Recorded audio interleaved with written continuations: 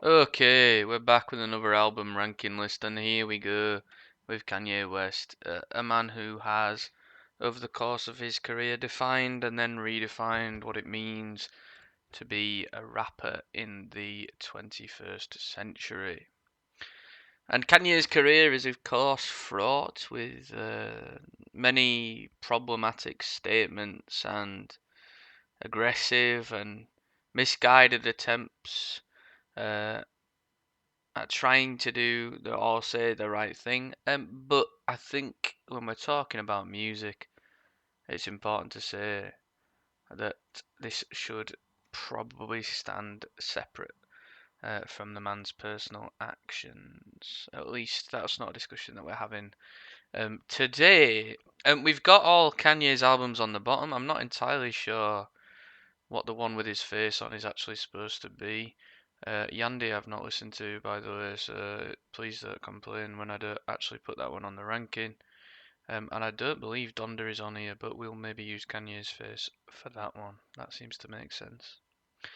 And what we'll do is we'll talk about which one of Kanye's albums we believe to be the best, and then I invite you all, of course, to join me in the comment section and maybe discuss these with me. Okay, I'm more than happy to hear what people have to say.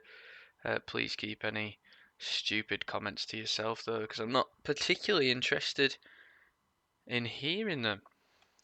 Now, let's get started, shall we? We begin, of course, with Kanye's first album. It was a great struggle to get it made in the first place, and it's a story that Kanye himself has told on other albums. We begin with College Dropout, which for me is a S tier. Okay, for me, it really doesn't get much better than this. This is where we discover Kanye's sense of humour. We discover and reintroduce ourselves to the fact that this is one of the most talented rap beat makers who's ever graced us with so many albums, and we see just how great Kanye can be at putting an album as a whole together. It's a fantastic album that talks about some of the problems with education and uh, being black in America. Um, just after the start of the 21st century, it's absolutely fantastic.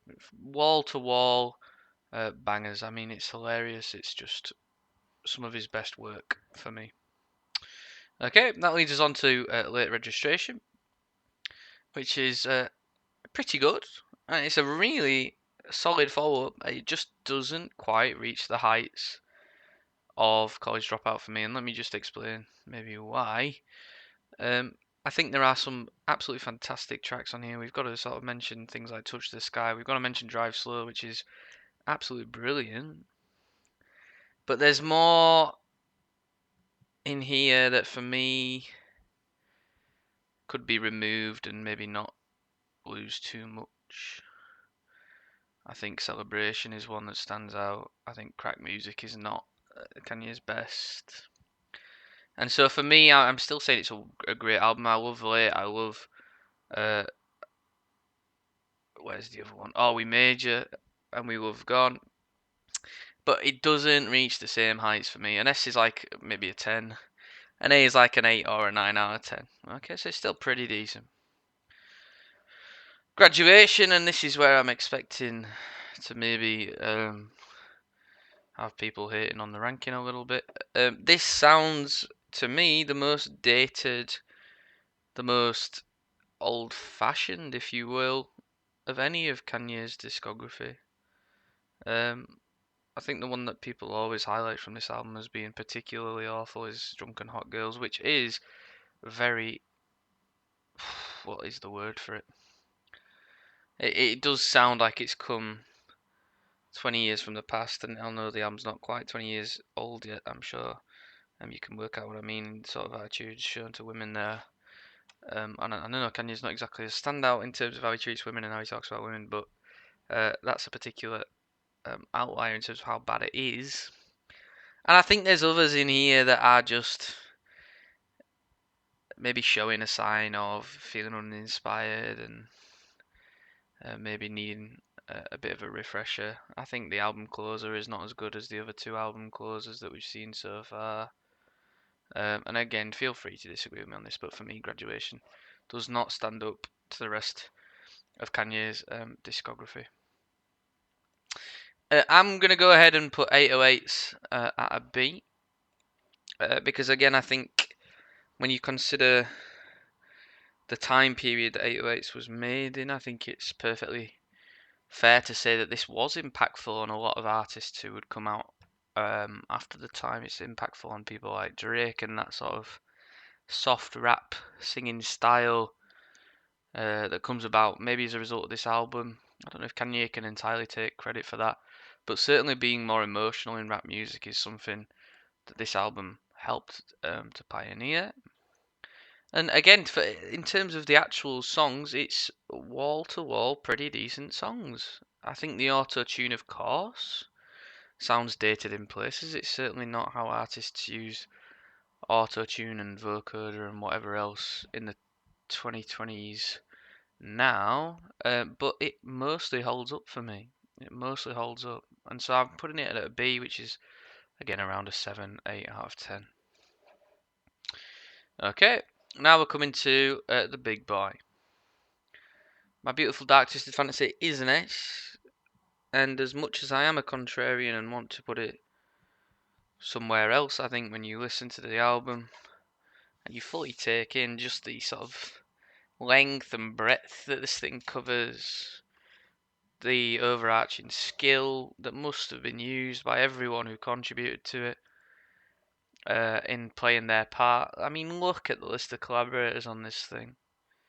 Every song sort of stands on its own as being not only essential, but stands on its own as telling a particular different story. And for me, maybe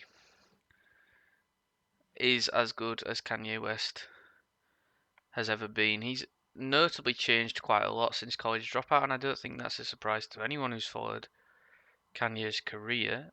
This is a man who's been almost ruined by fame, and so this album, stands as sort of an argument against some of those trappings that come with fame, and allow him to speak in his usual Kanye way about some of those. I think one of the remarkable things about this album is just how confident and powerful Kanye sounds throughout it. He sounds so sure of himself on this, and so committed to this worldview that he's trying to spin here, that I don't think we can put My Beautiful Dark Twisted Fantasy anywhere other than an S.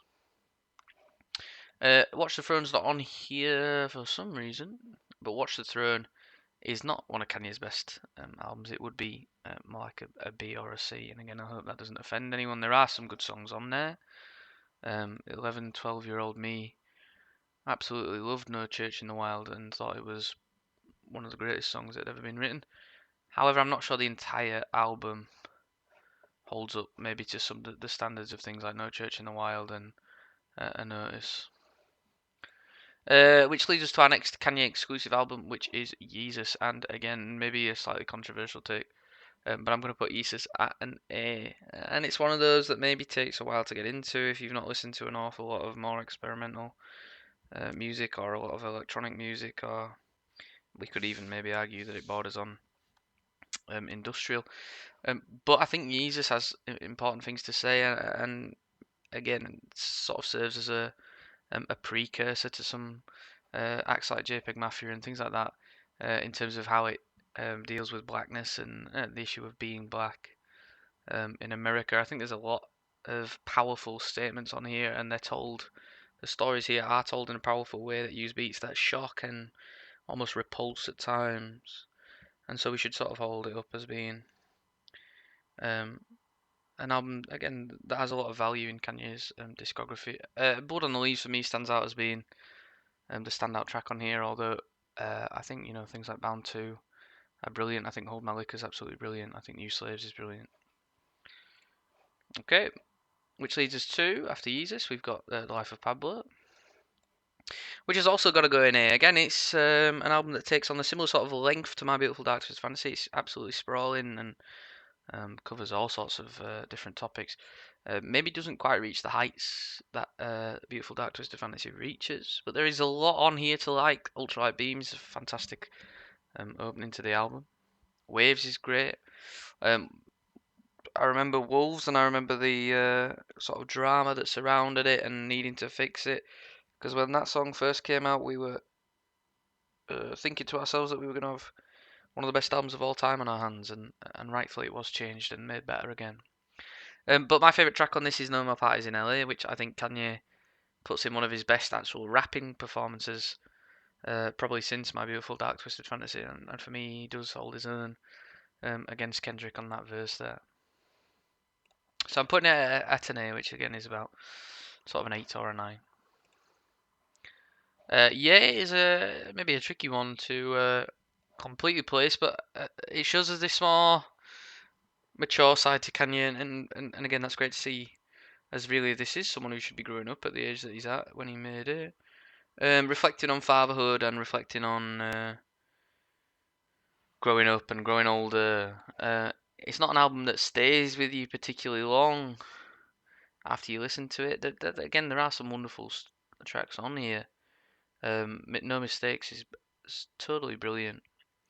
And of course, for his comments about being bipolar and how it sometimes struggle to deal with that, the album is brilliant.